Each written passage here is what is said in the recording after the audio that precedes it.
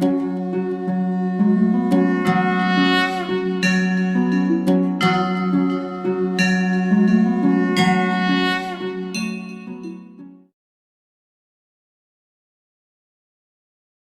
6 અને એક્સરસાઇઝ 6.21 ની વાત કરીએ. ઇન્ટરેસ્ટિંગ ક્વેશ્ચન છે, મજા આવશે, સમજો.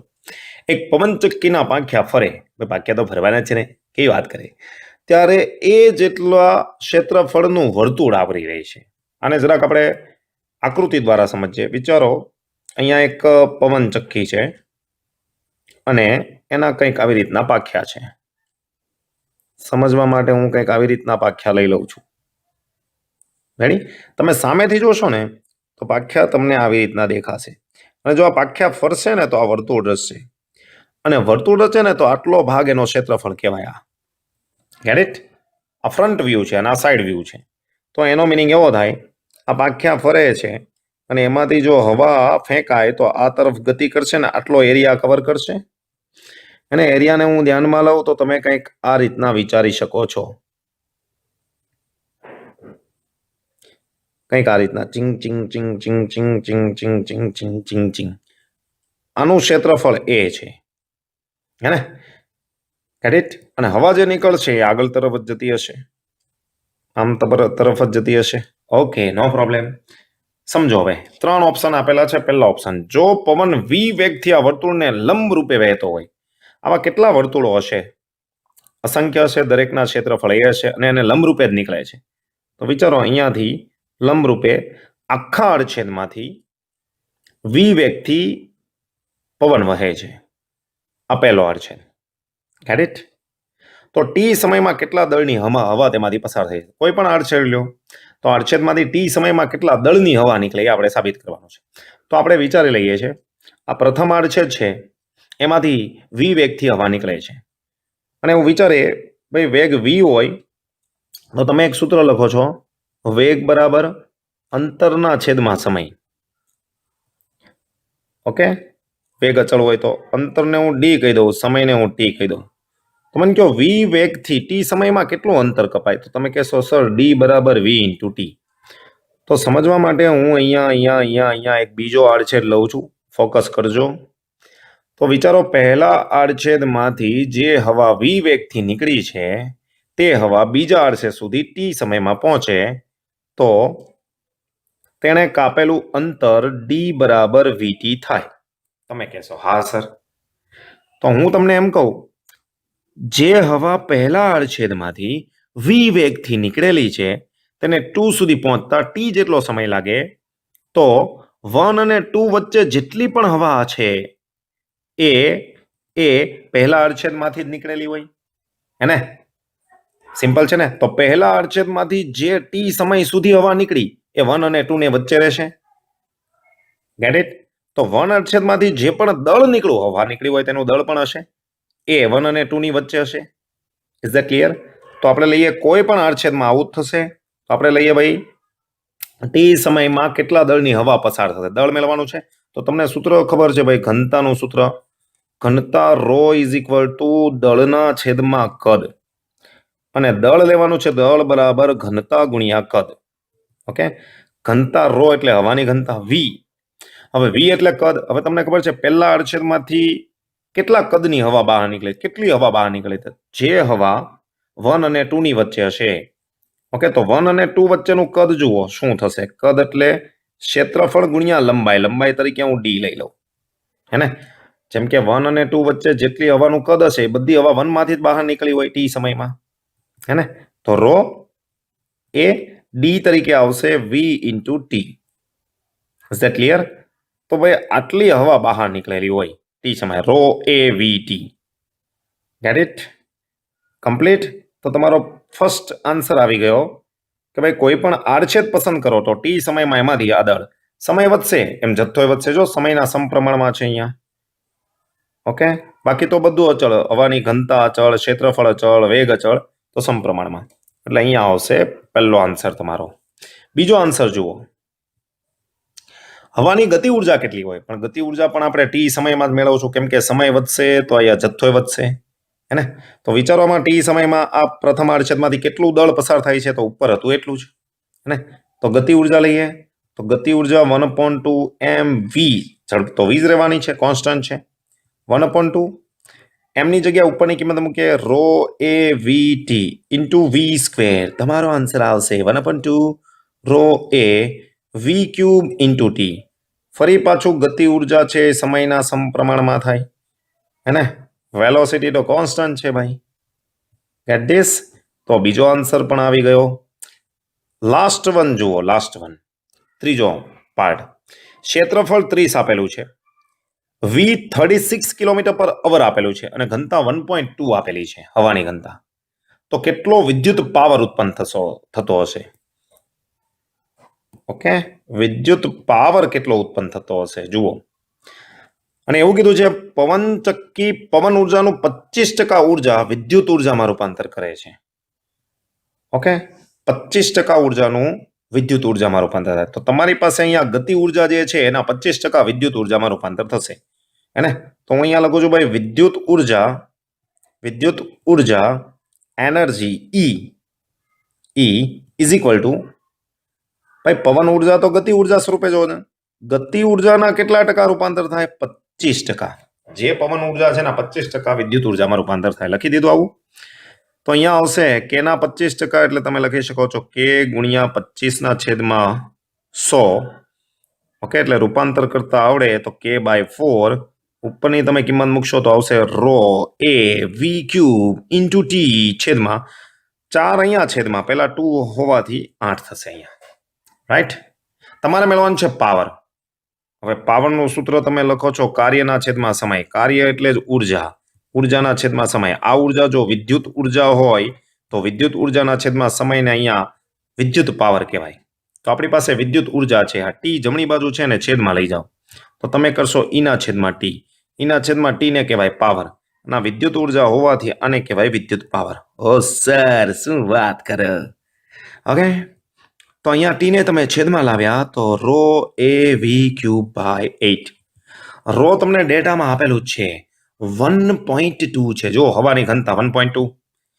ઓકે, એરિયા જો 30 અને વેલોસિટી 36 કિલોમીટર પર અવર છે. આપણે સ્ટેપ બાય સ્ટેપ લઈએ. This is 1.2, area 30 metre square છે, છેદમાં 8. વેલોસિટીનું થોડુંક કામ કરવું પડશે, 18 કિલોમીટર પર અવર. તો 5/18 મીટર પર સેકન્ડ. રૂપાંતર આઈ થિંક કે તમને આવડતું હશે. 18. ઓકે, 18 જ છે કે 36 છે? હું ચેક કરી લઉં છું એક વખત. 36 છે ભાઈ મિત્રો. વેલોસિટી 36 છે. તો અહીંયા હું લઈ લઉં છું 36 મીટર પર સેકન્ડમાં રૂપાંતર આવશે. 18 × 36 એટલે અહીંયા આવશે 10 મીટર પર સેકન્ડ. વેલોસિટી તમે લખશો 10 અને એનો ઘન. ચાલો ઉપર જો 1.2 અને 30 એટલે 12 × 36 થઈ જશે.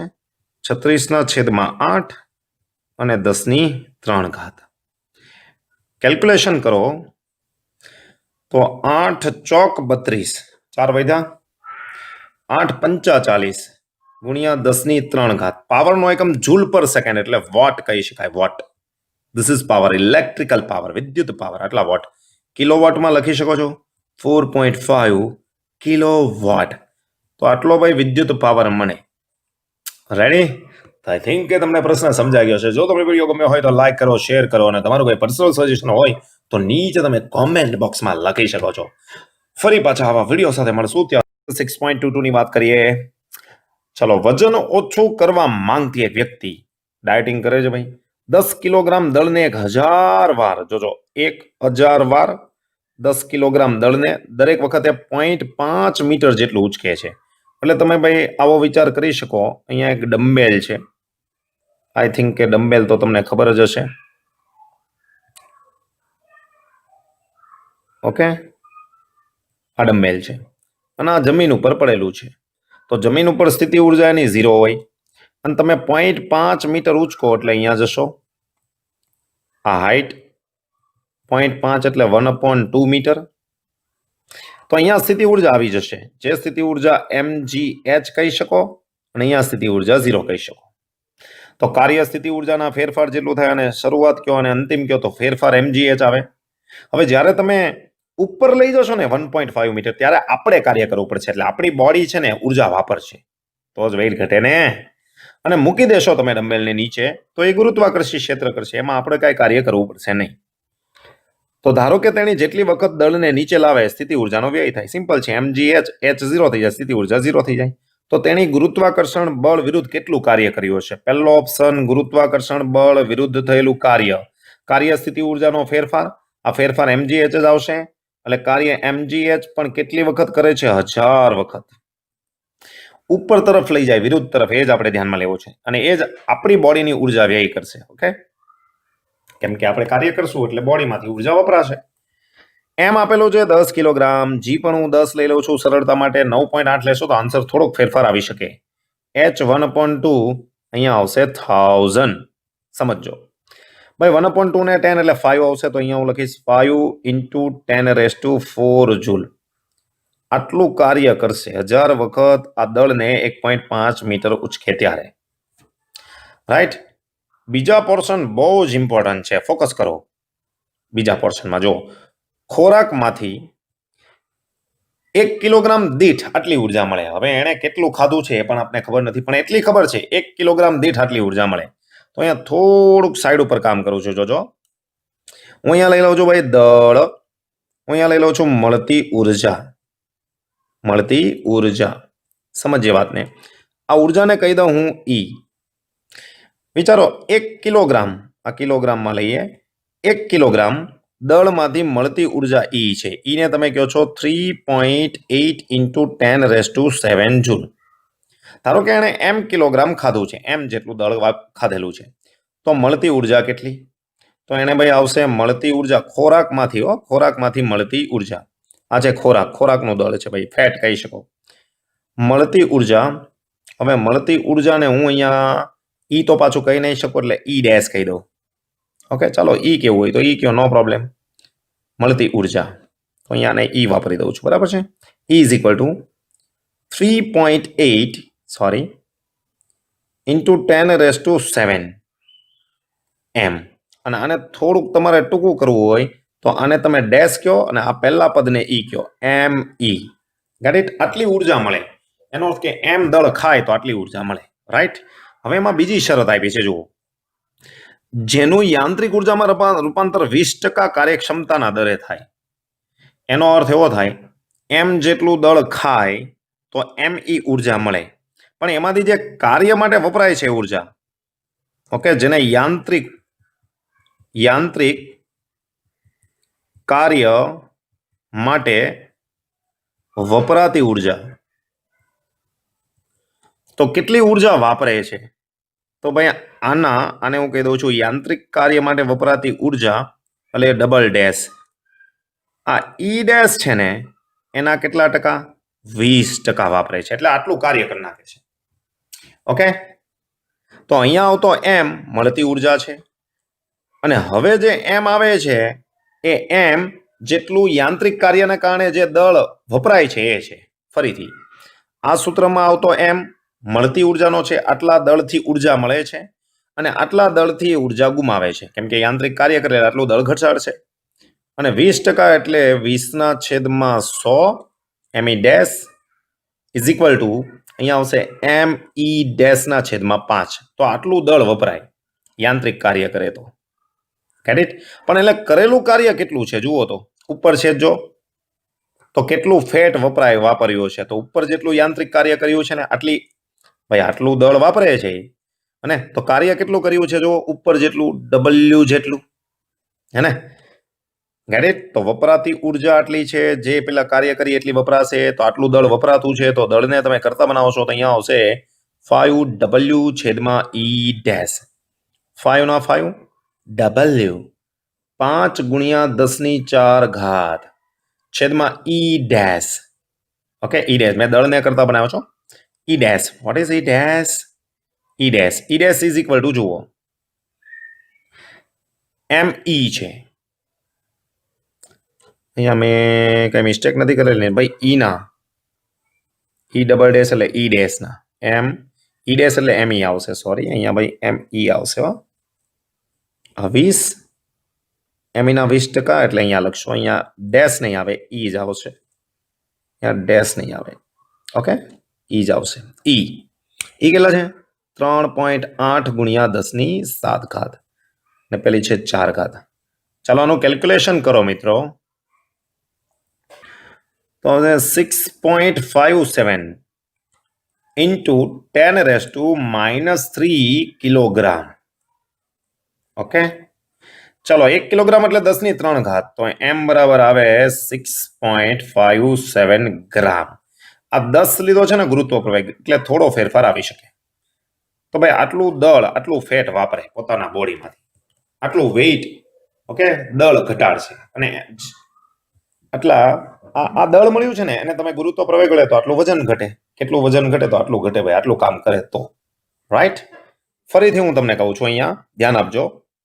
અહીંયા આવતો એમ મળતી ઉર્જા છે, અને હવે અહીંયા આવતો એમ છે, આ પદમાં જે આવતો એમ છે એ હવે આટલું દળ ઘટાડે એ છે. યાંત્રિક ઉર્જાને કારણે દળ ઘટાડે. Get it? ક્લિયર? ઓકે, ચાલો તો નવી વાત નવા વિડીયોમાં નવા એક્ઝામ્પલમાં કરશું. ત્યાં સુધી જય હિન્દ, જય ભારત. ચેપ્ટર નંબર 6 માં એક્સરસાઇઝ 6.23 ની વાત કરીએ. જુઓ, એક કુટુંબ 8 કિલોવોટ પાવરનો ઉપયોગ કરે. ભાઈ પાવર એટલે તમને ખબર છે કાર્યના છેદમાં સમય, આનો એકમ જૂલ પર સેકન્ડ આવે, એટલે પર સેકન્ડ આટલા જૂલ ઉપયોગ કરે એમ કહેવાય. એટલે હું અહીંયા લખી દઉં છું ભાઈ પાવર એટલે t બરાબર 1 સેકન્ડ માટે વાત કરું છું. t બરાબર 1 સેકન્ડ માટે. જોજો, પાવર એટલે ઉર્જા. ઉર્જા ફેમિલી ઉપયોગ કરે છે એટલે હું અહીં 0 કહું છું. જે 8 કિલો એટલે 10⁻³ વોટ. વોટ એટલે જૂલ પર સેકન્ડ, પણ પર સેકન્ડ હોવાથી મેં T1 કીધું છે. આ ઉર્જા વાપરે છે. ઓકે, એક કુટુંબ એટલે કે વિદ્યુત ઉર્જા વાપરે છે. ઓકે, સમક્ષિતિજ સપાટી પર સૂર્ય ઉર્જા સીધી જ એક ચોરસ મીટર દીઠ, એનો અર્થ કે ભાઈ આવી એક સમક્ષિતિજ સપાટી લઈએ. ઓકે, સોલર ખબર છે ને, સોલર પેનલ. ઓકે, આવી સોલર પેનલ હશે. ઓકે, પેનલ ખબર છે? સોલર પેનલ અત્યારે બહુ ઉપયોગ થાય છે ભાઈ.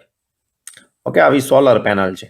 એમાં એક એરિયાનું જે ક્ષેત્રફળ છે આ 1/1 છે. એટલે 1 મીટર લંબાઈ અને 1 મીટર પહોળાઈ. ઓકે, આટલો ભાગ. ઓકે, આની જે લેન્થ છે, લેન્થ એ 1 મીટર, અને આ પહોળાઈ છે, આ પહોળાઈ એ પણ 1 મીટર.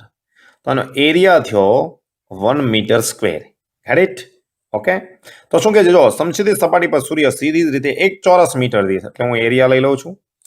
એરિયા 1 મીટર સ્ક્વેર દીઠ આપાત થતી ઉર્જા છે 200 વોટ, એટલે પર સેકન્ડ 200 વોટ, 200 જૂલ. અને આ પણ 1 સેકન્ડ. 1 સેકન્ડમાં આટલા એરિયામાં 200 જૂલ જેટલી ઉર્જા આપાત થાય છે. અને સૂર્યમાંથી જે પ્રકાશ આવે છે આમ એ આટલા એરિયામાં બધે જ પડતો હશે, પણ આટલા ચોરસ એરિયામાં જે ઉર્જા પડશે એ 200 જૂલ છે, અને 1 મીટર સ્ક્વેરમાં. ઓકે, આની 20% ઉર્જા ઉપયોગી વિદ્યુત ઉર્જામાં રૂપાંતર થાય છે. આપણે આપેલું છે ભાઈ 20% જ વિદ્યુત ઉર્જામાં રૂપાંતર થાય. તો આને ભાઈ સૂર્યની ઉર્જા કહેશો છો સૌર ઉર્જા. શું વાત છે? હવે આને E ફોર ઇલેક્ટ્રિકલ ઉર્જા, વિદ્યુત. તો આને હું લખું છું વિદ્યુત ઉર્જા. શું વાત છે? ઓકે, આના કેટલા ટકા ભાઈ? 20% જ. તો આના ભાઈ 20%. તો ES ના 20% એટલે 20/100, એટલે અહીંયા આવશે ES ના છેદમાં 5. ES કેટલા છે? 200. હાલો આખું લખવું હોય તો ભાઈ આખું લખો. 0 જશે તો અહીંયા આવે 40 જૂલ. આટલી ઉર્જા વિદ્યુત ઉર્જામાં રૂપાંતર થાય. Get it? ઓકે, હવે શું કીધું છે?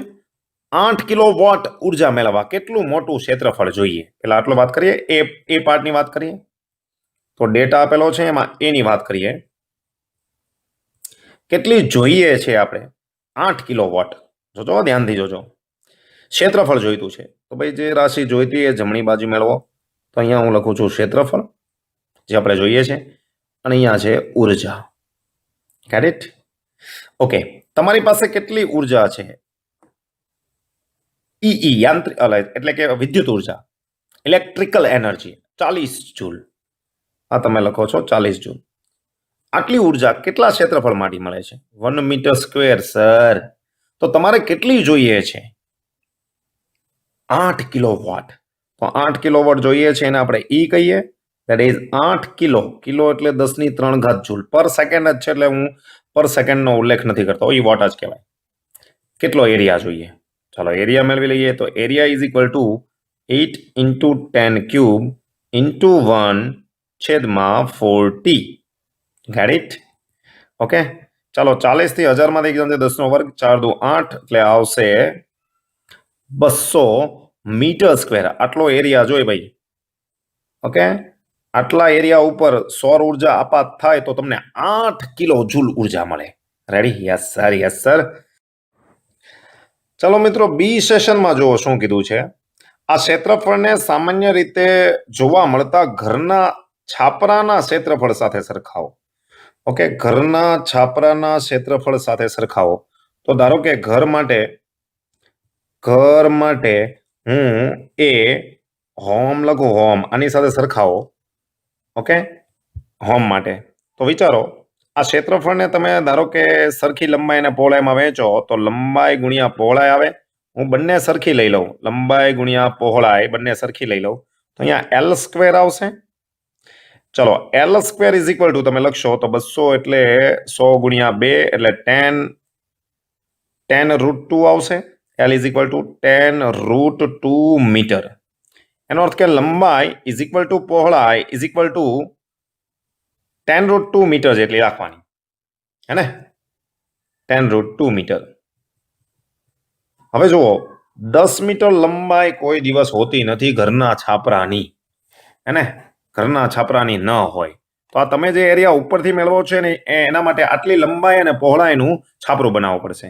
તો લખવાનું ભાઈ એ હોમ માટે આ એ હોમ કરતા એરિયા એ વધારે હોવાથી કહી શકાય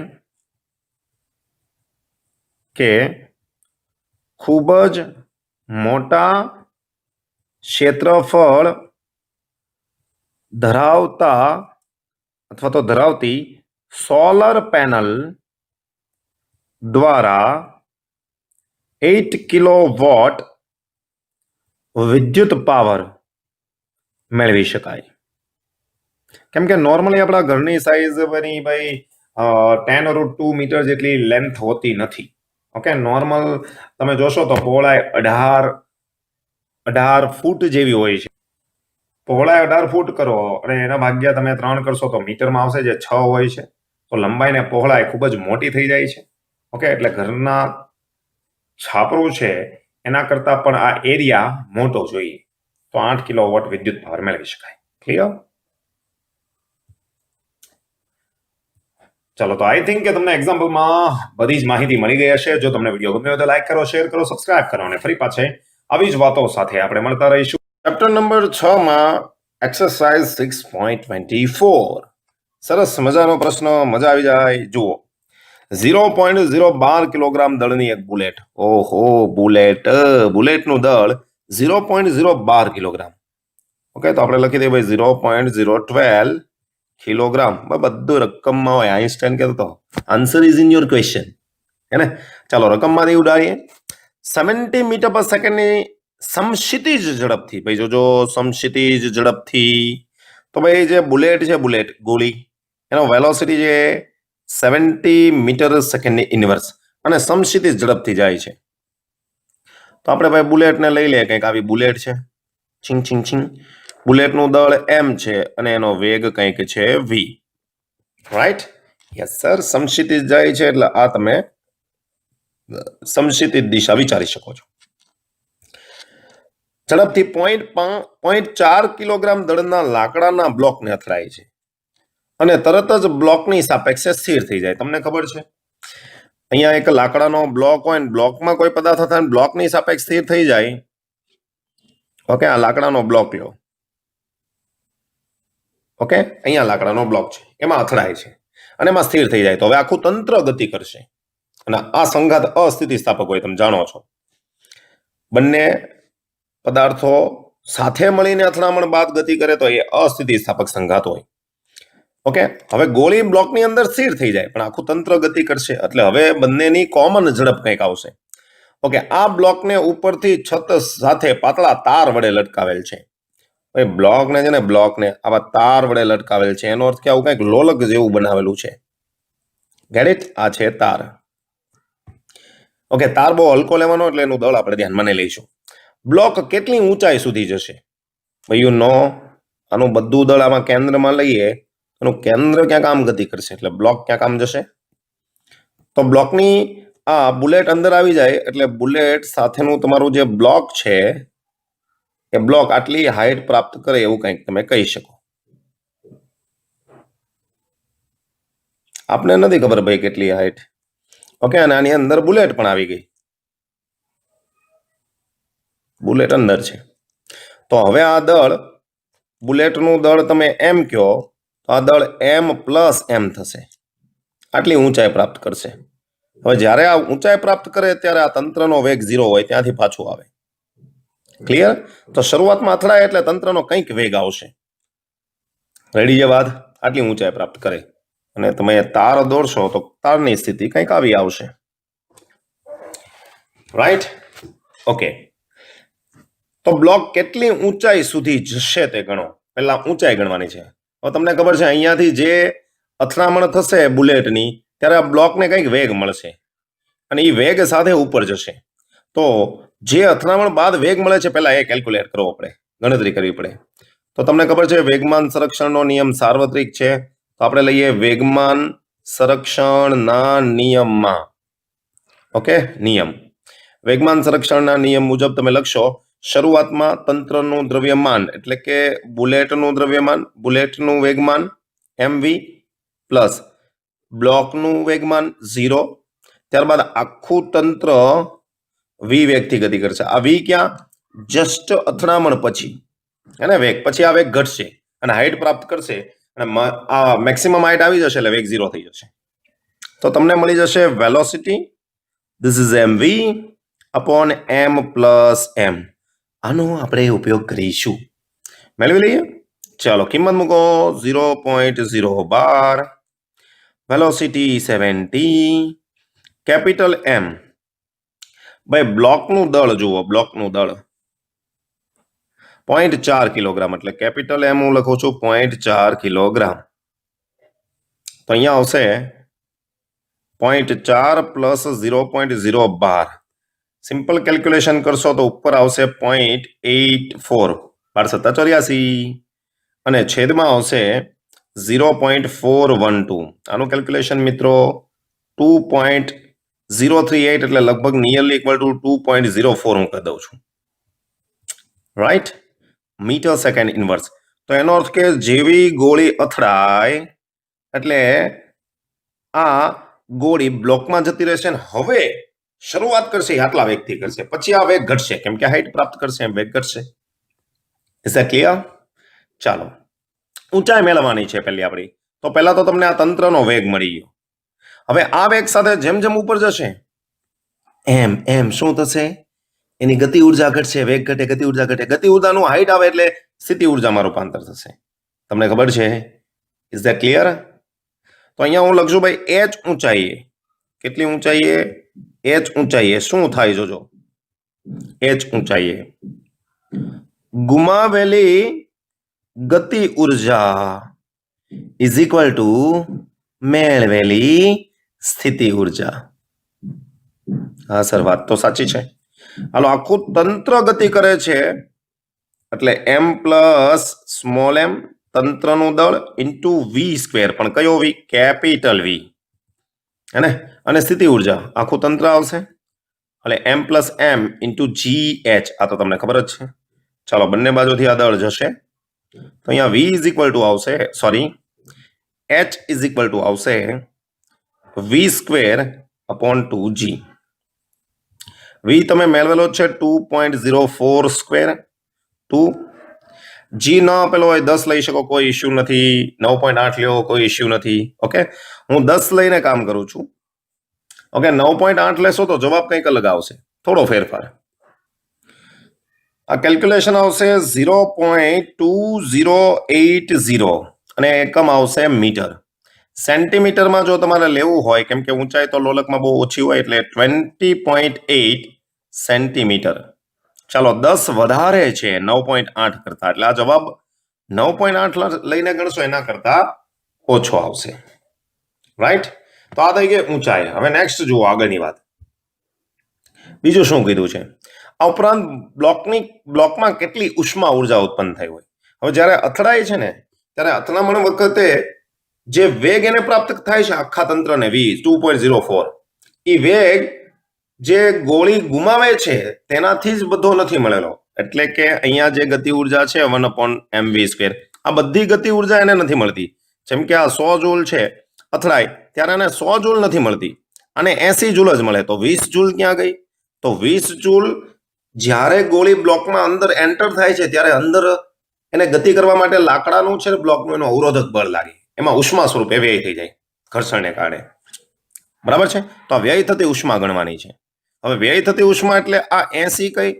તો તંત્રને મળતી ગતિ ઉર્જા, હે ને?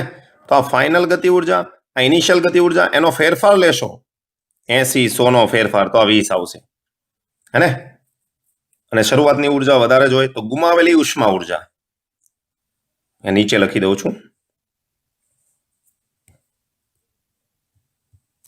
ગુમાવેલી ઉષ્મા ઉર્જા, જેને આપણે કહી દઈશું હીટ. ઓકે, અથવા તો ડેલ્ટા કે.